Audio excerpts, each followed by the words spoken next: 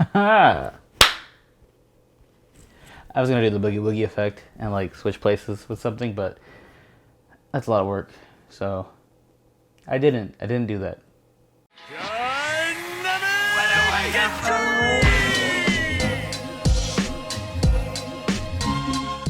Alrighty guys, for the first time in 2024, welcome back to the channel. That's right, it's a new year, a new me. It's the same me. Everything's the same. Nothing's changes. It's all just a time spectrum that we're all part of, and none of it matters and none of it will ever matter.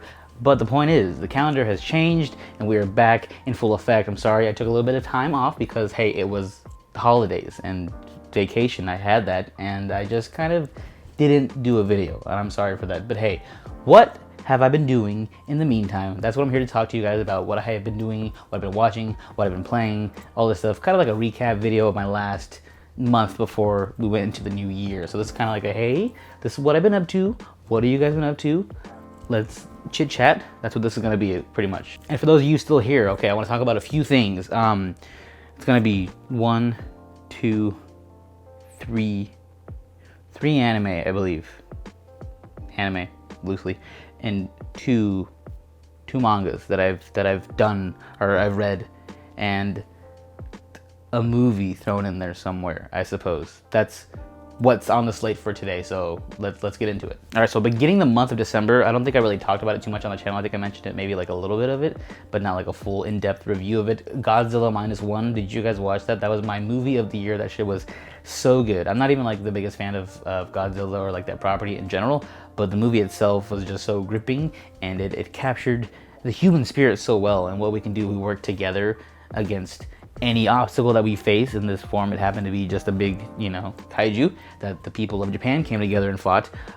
Yeah, this movie was just like so beautifully done, and there's like one scene specifically. I don't want to spoil the movie for you guys if you haven't seen it, but that's not to say I won't spoil things for you throughout this video, so keep in mind, whatever I talk about, I might give you a little bit of a spoiler talk, sorry. Yes, the movie itself, so there's one scene specifically, if you've seen the movie, it's the middle of a city, and debris is falling, and the main character's looking up at the sky, and it just like starts raining on him pretty much. That is the most beautiful shot I've seen in cinema in so long, and yeah, it was just like a nice surprise, because I went into it seeing, like the reviews, and I'm like, hey, it got like a 90% on Rotten Tomatoes, so it has to be good, right? It earned every single one of those ratings, and all the praise that it's been getting. I know people who have seen it, have enjoyed it as well, and it extended its run. That's how like good it was, and people are just like blown away by it, and I was blown away by it too. So Godzilla -1, highly recommend, go check it out. Okay, and then a couple of anime that I happen to watch. Me and Chris, shout out to Chris. Every once in a while, we used to do a lot more back in the day when we had really nothing to do, no jobs, no nothing. We hung out and just looked at Hulu or Netflix, and we went down the list of shows that are out, anime that are out. We're like, hey, what should we watch? What looks interesting? What grabs our attention? And we pretty much do like the 3-episode rule for each anime that we see. So we ended up watching a few of them. One of them I want to talk about is Undead Unluck, which I know if you have been watching, it's already gotten pretty, big, the buzz around it, and the manga itself did really well. The show though, I haven't got to sit down and watch it yet, so finally I was like, hey, you know what, let's put it on, let's watch a couple episodes. We only watched one episode, but the one episode I did watch, I did enjoy it. The animation reminds me kind of like Soul Eater, like that universe and that animation and that like comedy style of it. That's what the vibes that I was getting, but the characters themselves were interesting, and their power system that they have is really interesting themselves. A character who, cannot die, undead, or who's not dead, I guess, and a character who's really unlucky, undead, unluck. That's where the title comes into play. I only watched one episode, like I mentioned, so I can't give you a full like little review of it, but I will be continuing my watch of Undead Unluck because it was a pretty little fun time. I enjoyed Soul Eater and shows like that. Chris, however, does not super enjoy them. He'll watch them, but he's not like the biggest fan of them, so I don't know if he's going to continue watching it. But for me, Undead Unluck, definitely worth a watch from the past, I think fall season, no, winter season, I think it was. The anime schedule is so weird. For the past season, that's one of the highlights, I would say, people were talking about. So yes, the hype is a little deserved for that one. It's a fun time. And then the other one that I put on while we were together hanging out, I was like, hey, this one I've been seeing on Crunchyroll and it looks interesting, and I've seen like the the thumbnails of each episode, and the animation from the thumbnails looked really good. It's Dead Mount, right? Dead Mount Death Play. It's a long title, Dead Mount Death Play. That's the show. And the first episode started off like an isekai, and I was like, oh, it's one of these where like we're in the video game world, but it happens to do like a reverse of that, where he gets transported to the real world, the character from the game, and that character is super strong in our real world. That's who would have thought of that? But they're also like assassins and stuff, so it kind of reminds me of like Darwin's Game. If you've seen Darwin's Game, that's what the vibes I was getting, kind of like the same deal of like people are hunting each other, but I don't think you get points to this one, you just kind of exist and people put bounties on your head. I only watched, I believe, like 4 episodes of this one because Chris was really into it, so we just continued to watch that.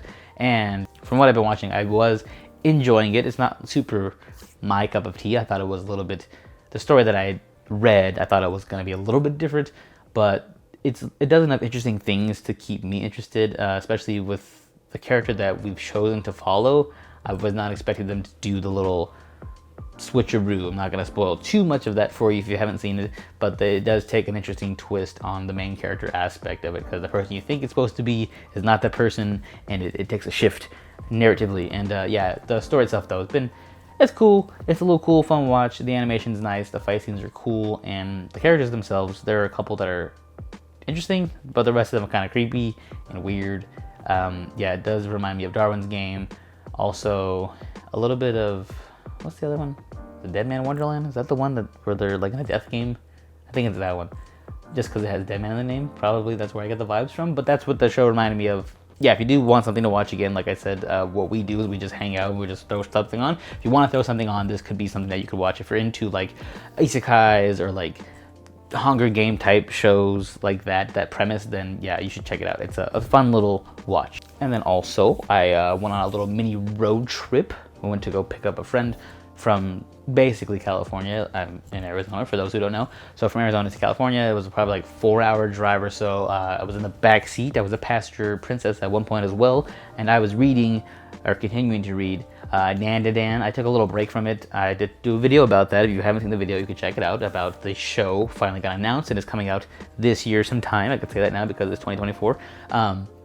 I continued my read of it. I got a little further in the chapters, and I think I'm probably maybe 50 roughly chapters behind. But that story started finally picking up a little bit because we were kind of just hanging out in the story, but now we've got like a big villain, overarching person for them to fight, the group of people in Dan to fight instead of just fighting each other. We have a bigger threat now, so as far as I got there, I think I got to chapter, I realized I could just show you guys, at chapter 93 is what I got to. So yeah, there's 135 chapters, so I'm roughly 40 or so chapters behind, so I'm gonna try to pace myself now, but I was continuing my read of it. I do suggest that if you haven't read Dan, or if you want to like go into the show that's coming out blind, don't read it. But if you don't care about going in blind or not, or if you want to know what the story's about, I suggest you read it. Only downside is you have to read it on the Shonen Jump website. You can't do it on the app because it's so raunchy, I guess, or the licensing is weird on that. I forget. It's a mixture of those things, but that's the only reason I think I've paced myself as much as I have, because I have to keep going to go to the website and I forget. As opposed to like just going to the Shonen Jump app, I could just read whatever. It's a lot easier that way. But yeah, Dan was a little read session I had on my little mini vacation. And then finally, the 2 bigger things that inspired this video. Pokemon Concierge. If you haven't seen it, it's on Netflix. It is a 4-episode miniseries and it is very cute. It kind of reminds me, or I guess it really reminds me of like Coraline, because it is like the stop motion animation, but it looks like yarn at times. And yeah, it's just like a really cute, fun show. So if you're into the world of Pokemon, not just like the battling and stuff like that, if you're like into the actual like world of it, I do suggest watching it. I guess even if you're not, because I guess that was my thing going into it. I do enjoy the Pokemon universe, but I'm more of like a battle person. Like, let's beat things up. But this one kind of helps you appreciate the world of Pokemon more. It's not, no battling occurs, so if you're not into battling, be wary watching it. It is more just like a chill little watch. The main character of the show, Haru, she recently breaks up with her boyfriend and she ends up getting a new job at a Pokemon hotel, and this is where the Pokemon stay. So it follows her story of her learning how to fit into the Pokemon hotel and finding what she's good at and how she can help these Pokemon have a better time at the hotel. So that's the story it follows, and it's cute because it follows Psyduck, and he never gets any love. He always just gets like a bad rap of being Missy's Pokemon, who always has a headache. So they do a good job of making him like lovable and cute, and maybe from this show he can compete with the popularity of Pikachu and Eevee. Maybe we have a new little Dark Horse mascot running around. Could be Psyduck, who knows. But yeah, the show itself is just so beautifully animated. Like the scenes that you're looking at, they all look like little snapshots, and you can hang them up. Like, you know, people collect cells from like Disney animation, like original animated cells. I would love to have a little screenshot from Pokemon Concierge, just anything, because the lighting is so beautiful, the movement is beautiful, the Pokemon themselves are cute and adorable. You feel like you're really in the world of Pokemon. You're not just like worried about what's gonna happen next, like who's gonna attack you, where's Team Rocket at. No, you're like, oh, these Pokemon are cool because they have, you know, other functions besides just battling. They can live a happy life and just be cool with being chill. You don't have to worry about having to battle all the time. And that's, I mean, Pokemon has kind of tried to push other aspects of their universe, like, you know, Pokemon Ranchers or Tamers, sorry, is that what it's called? You know, beauty contests and like cooking and stuff like that. Like, they try to make you feel like, oh, you can do other things in the Pokemon world, but none of them have really been too like successful, in my opinion. But this one really knocks it out of the park. You get to see the Pokemon for what they are and how fun and cute they are. And it's just like, if you love Pokemon and just like the world of it and being immersed into it, this does a really good job of that. And it's only 4 episodes long, so you can knock it out like in an afternoon. I did. It's only like 30 minutes each episode. I would like to see more things like this in the Pokemon universe. Like if they did like more mini-series, like I mentioned, like, you know, people who are in beauty contests, or like the little people who run kitchens, like those people. Want to see something like that. That would be cool to add to like just the regular anime and bring back the same team, because this ship was beautiful, well done, 10 stars. And finally, the biggest thing that I ended up watching, or I guess concluding in December, the rest of us did as well, was season 2 of Jujutsu Kaisen. The Shibuya incident arc has come to a close. And man, what a season it's been. People have been saying anime of the year. I don't know if it's enough to beat Attack on Titan, in my opinion, because how do you beat a show that ends, and one that ends so well? It's hard to do, and I'll talk about the other anime of the year later on, different video. But yeah, rightfully so, it's in the discussion because this season was just so well done and fleshed out, and like the first half of it was one theme and setting, and the second half was another theme and setting, and like the vibes you get from each one is just so different. First half being the hidden inventory, where we see Geto and Gojo's backstory, as well as Toji's, I guess, backstory introduction, and then the second half, just pain and suffering. And this is where spoilers might come into play, so if you have not watched season 2 of Jujutsu Kaisen, or if you haven't watched Jujutsu Kaisen at all, don't watch the rest of this. But yeah, those final episodes, man, crazy stuff that we got at the end of it. It was fun because on that same road trip that I went on, where I talked about how I read Dan to Dan, our friend Mike, shout out to Mike if you're watching, he, I guess for some reason, had missed out on Jujutsu Kaisen 0, the movie, and we told him, me and Christian, hey, you need to watch that. I don't know what you're doing, because Yuta is going to make an appearance, because I got some rumblings from the community, because you guys can't keep secrets within the manga community. Everybody spoils that show so much. I think I've had like 3 or 4 things spoiled for me in the season, because I was an anime watcher only. So yeah, forget you guys, I hate you. So I was like, hey man, you need to watch this, because if you don't know who Yuta is, you're gonna be like, who's this guy coming in the last episode? So on the way to California, whatever, he watched it and he was like, oh, that's cool, Yuta's sick, and I enjoy this. Now I know who Geto is, because he had no idea who Geto was. Yeah, so he had finally the information that he needed. So then the following day is when the last episode came out, and man, beautiful entrance by Yuta. It was so cool to see him just like come on screen. I'm like, oh man, it's him. Like, his entrance was perfect, and like the last episode itself was perfect. You get to see all the ripples of everything that happened in the Shibuya arc. I feel like it went by so fast, and I'm like, what? This episode's gonna end if we don't get to see the next season for 2 years from now. And like, while they were giving the information after the incident happened, I was like, felt like they were wasting time, like all the newscasts that were happening, like, oh, this is what happened to Shibuya, and this person did this, and blah, blah, blah. I'm like, hey, we need to see, like, this story progress. I need to see more, because this is just not going to end on a satisfying conclusion for me, and it didn't. I feel like watching it ended, and I was like, oh, man, I need to see more of this. This kind of left you, like, a big cliffhanger, but we did get to see what is going to happen kind of next, and, like, what's next for everybody. Just like the little messages at the end, like, hey, you know, the principal, he's wanted for murder, he needs to die. Gojo and Geto both need to die. Forget them. They've fucked over the Jujutsu Sorcerer Society, the Jujutsu Society. What do they call themselves? Something like that. They're done. Yuji's done. Pretty much anybody who was involved in this entire charade, they're done. I feel like it's unfair. I don't understand how they're gonna get punished for something that they had no control over. Really, they were just trying to save the day. It's fucked up. But the season itself, though, was amazing. It was just everything you wanted. I know there was like some issues internally within Mappa and all that stuff with like all the animators not getting paid or working themselves to the bone and all this stuff. But I feel like the product that they gave us was good. It was fantastic. Some of the scenes or some of the episodes were a little better than others. The standout for me was the Choso fight, of course. That's my new main guy right there. I love Choso. He's sick. Before it was Toto, and shout out to Toto. He had his shine finally in the season towards the end. My boy made an appearance. For the ages, love that man. He's the perfect specimen. He's right here. I got a statue for Christmas. I got a Toto statue. But yeah, love Toto. He's the man. Continues to be the man. But while he is, out of commission, because we know he's out of commission after what happened to him. Chozo is my new man. He's fantastic. I love that guy. But yeah, it was just a great season overall. I wanted to do like a full review of it, but I didn't at the same time. That's a lot of work to really talk about my feelings for the show itself, but it continues to be one of the top 3 for me as far as like shonen goes. It kept up with last season, and it went beyond last season. Like, you watched first season, it was cool, it was fun, it was cute, had its moments. This one was like the bigger brother. It's like, oh, we're making the big next step in our show and the next step in the evolution of our show, and it was great.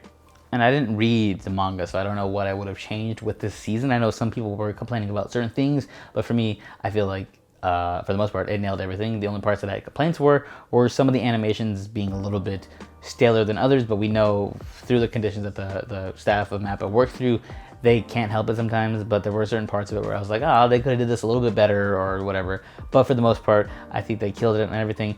Biggest complaint with the animation was the Sukuna and Maharaga fight. That one got a little crazy at points. It kind of reminded me of Fate Apocrypha. Is that what it's called?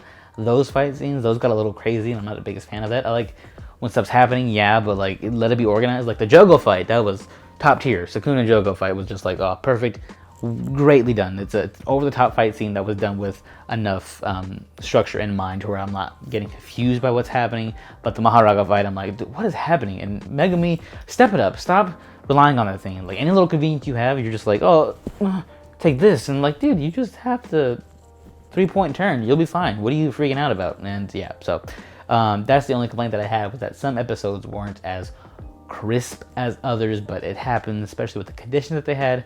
But everything else was great, fantastic. So much so that, rounding out what I've been doing in the month of December, is that I finally was like, you know what, I'm not gonna wait 2 years, and I think a lot of us agree, I'm gonna read the manga. So I've been reading Jujutsu Kaisen. I know I was anime only for the first 2 seasons, but hey, I can't wait any longer. I need to know what happens, especially the way it ends. You're like, what do you mean Yuji claps and demons come out? Does he control demons now? And then if you read it, you're like, oh, he doesn't control demons now. He just was attracting curses so he can beat their ass. And yeah, the manga itself, though, I've been enjoying it. I'm not all the way through the next arc. I'm like halfway through the next arc, so I know what's gonna happen in the next arc. Again, spoilers if you don't want to know what's going to happen. Here's the spoiler alert for you right now. The Culling Game arc, though, been enjoying it. I think it's going to be hype. It's going to be exciting. I don't know if it's going to be better than Shibuya, but there's going to be a lot more stuff happening, and we get Yuta, which is cool because that's the GOAT right there.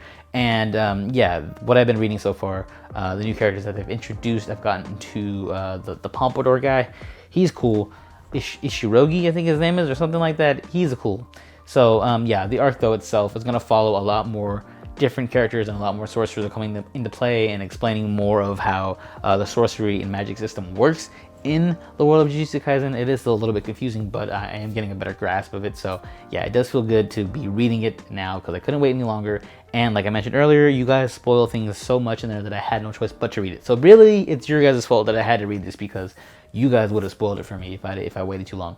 Yeah, that's pretty much what I've been doing the past couple weeks that I've been gone. I've been just honing and gathering knowledge and storylines of things that I was into. So yeah, I wasn't just slacking off, guys. I mean, I was, but like, I did with a purpose. I was figuring stuff out within me and processing endings of shows and the beginnings of shows. I guess I can kind of talk about that now. What am I excited for in 2024? Just a little recap, or not a recap, but just a quick rundown of things that I need in 2024. I think early spring, I don't know if we get it now. I think it's early spring. We're getting the next season of My Hero. still keep it up with it. I know it's a lot of people falling off from it, but last season was actually really good. So next season, My Hero, Dan, like I mentioned earlier, that's getting its anime adaptation. Need to see that. Demon Slayer, the next arc, that's coming out, I believe, this year too. The Swordsmith, no, not Swordsmith. I forgot what it's called. That I need that. The Chainsaw Man movie, that's a big announcement that happened that I didn't really talk about. Crazy. I've been reading that too, so that's another thing that I added to my list. When is that gonna get? So I need. Okay, so two things with Chainsaw Man. I'm excited for the movie, the Rize movie, the Bomb Devil arc. I'm excited that they're turning it into a movie because I want to see the big explosions in the proper budget required. So looking forward to that, and I'm also looking forward to the Chainsaw Man, the current arc, coming to a bigger conclusion, because so far we've just been getting like Denji just not wanting to transform. So I think he's finally gonna start like transforming because he's been talking about how he misses it. So we need Chainsaw Man to come back and be Chainsaw Man. I'm tired of just Denji existing. So I'm excited to see in 2024 where this goes, if it does go anywhere, if it's gonna evolve finally and like have a cool big conclusion, kind of like the first arc that we had, the public safety arc. It's hard to top that, but maybe they can, stick this landing towards the end. Fujimoto, good luck. And I think that's pretty much it for what I'm looking forward to. Oh, Blue Lock, the movie, of course. He's getting a movie. Looking forward to that movie. And I think that's, as far as I know, top of my head, what I'm looking forward to in 2024 amongst all the other new shows coming out that I've never even heard of or watched or read. So it's exciting times, 2024. Hopefully we get some good shit. So yeah, just comment down below, guys, whatever you've been reading or watching, or you're looking forward to, all that stuff for this year. Subscribe if you haven't. That's another thing I'm looking forward to this year, is continuing to grow this little community we have here. Hopefully it gets bigger. We'll see. We did some progress towards the end of the year, so we need to keep making strides. I can't take breaks like that. That was 2 weeks. That was crazy, but sometimes it happens. Can't help it. So let me know down below, guys, all your comments. We can have a conversation down there. Subscribe, follow down below. Links there as well. And until the next time, go put a dent in your watch list. So, bye. I didn't do it again. It's a lot of work to do that.